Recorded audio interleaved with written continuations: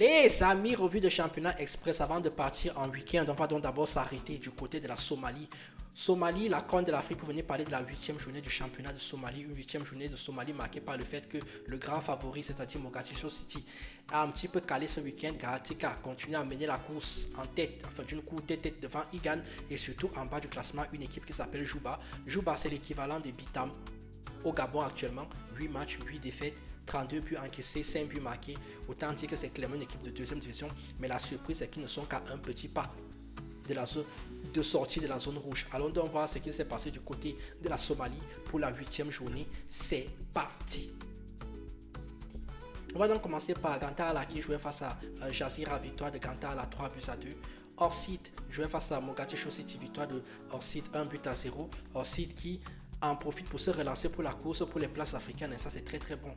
Galatika jouait face à Elman, victoire de Galatika 1 but à 0. Galatika qui continue aussi sur sa très bonne lancée. Si on prend les 5 derniers matchs, c'est 4 victoires. La petite défaite qui vient faire tâche dans tout ça, c'était face à Igan le 28 avril dernier. Dekada jouait face à Bad Bado et a victoire de Deke Daha 3 buts à 2. Igan jouait face à Gino et il y a eu 3 partout dans ce match-là. Sans oublier le match entre Juba qui jouait face à Ratsan et il y a eu victoire de Ratsan 2 buts à 0.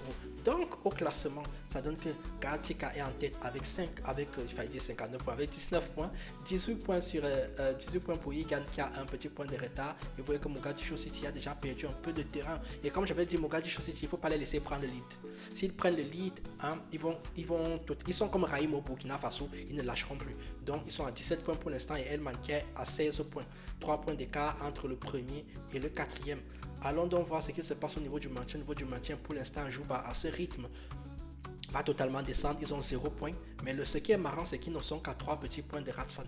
Vous voyez, c'est ça qui est étonnant. On me dira que Ratsan et Gantala ont un match en retard, mais quand même, c'est-à-dire qu'ils ont 8 matchs, 8 défaites, 0 points, mais ils ne sont qu'à 3 petits points de Ratsan, qui est premier non relégable. Donc, lors de la prochaine journée, qui aura lieu ce week-end, quand j'aurai le programme comme toujours, je vous le mettrai sur les réseaux sociaux, vous likez, vous commentez, vous partagez. N'oubliez pas de toujours mettre la morale, la justice et l'équité au centre de votre vie. Bon week-end à tous et vous prenez vos maillots sur la boutique Dynamic Shot pour soutenir la chaîne, vous continuez à partager. Merci à tous ceux qui continuent à s'abonner de plus en plus et à valoriser le football africain. On n'est pas nombreux à le faire, mais on va y arriver. Plus on est de fous, plus on rit. Sur ce, moi je vous souhaite un bon week-end à tous et je vous dis tchuss.